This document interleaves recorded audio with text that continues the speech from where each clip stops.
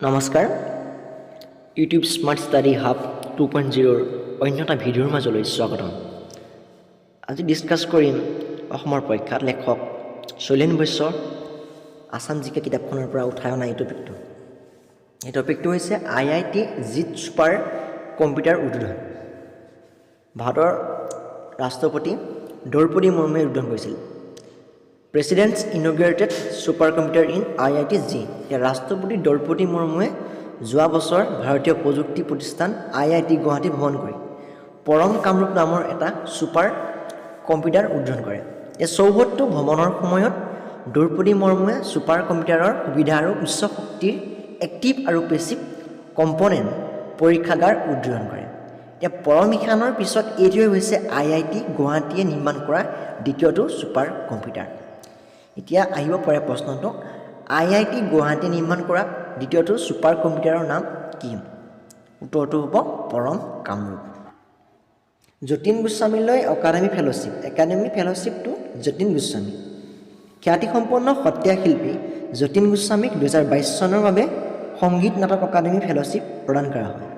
সংগীত নাটক একাডেমীৰ অধ্যক্ষ ডক্টৰ সন্ধ্যা পুৰেচাও উপস্থিত থাকে।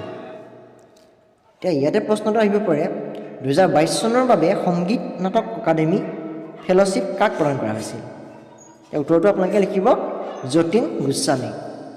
আৰু ইয়াত নাটক একাডেমীৰ অধ্যক্ষ ডক্টৰ সন্ধ্যা পুৰেচাও উপস্থিত আছিল। তাৰ পিছৰ টপিকটো আহোম ক্ৰিকেটৰ ওপৰত। এতিয়া BCCIৰ যুটীয়া সম্পাদক নিৰ্বাচিত হৈছে দেৱজিৎ শইকীয়া। দেৱজিৎ শইকীয়া BCCIৰ যুটীয়া সম্পাদক হিচাপে অসমৰ পৰা নিৰ্বাচিত হৈছে। এতিয়া BCCIৰ যুটীয়া সম্পাদক হিচাপে অসমৰ দেৱজিৎ শইকীয়াই নিৰ্বাচিত হয়। এই প্ৰশ্নটো আহিব পাৰে, অসমৰ পৰা BCCIৰ যুটীয়া সম্পাদক হিচাপে কোন নিৰ্বাচিত হৈছে? নিৰ্বাচিত হোৱা ব্যক্তিজনৰ নাম কি? তেওঁৰ উত্তৰটো হ'ব দেৱজিৎ শইকীয়া। তেওঁ অসম ক্ৰিকেট সন্থাৰ সম্পাদক হিচাপে কাৰ্যনিৰ্বাহ কৰি অহা শইকীয়াই দেশৰ শীৰ্ষ ক্ৰিকেট সংস্থাটোৰ বাৰ্ষিক সাধাৰণ সভাত বিনা প্ৰতিদ্বন্দ্বিতাৰে নিৰ্বাচিত হয়। শইকীয়া অসম চৰকাৰৰ মহাধিবক্তা হিচাপেও কাৰ্যনিৰ্বাহ কৰি আছে। তেওঁ অসম চৰকাৰৰ মহাধিবক্তা হিচাপেও কাৰ্যনিৰ্বাহ কৰি আছে, কাৰণ ক্ৰিকেটৰ ওপৰত বেছি কুৱেশ্যন অহা দেখা যায়। ক্ৰিকেটটো জনপ্ৰিয় হোৱা মূলতে তাৰ ওপৰত প্ৰশ্ন অহা দেখা যায়।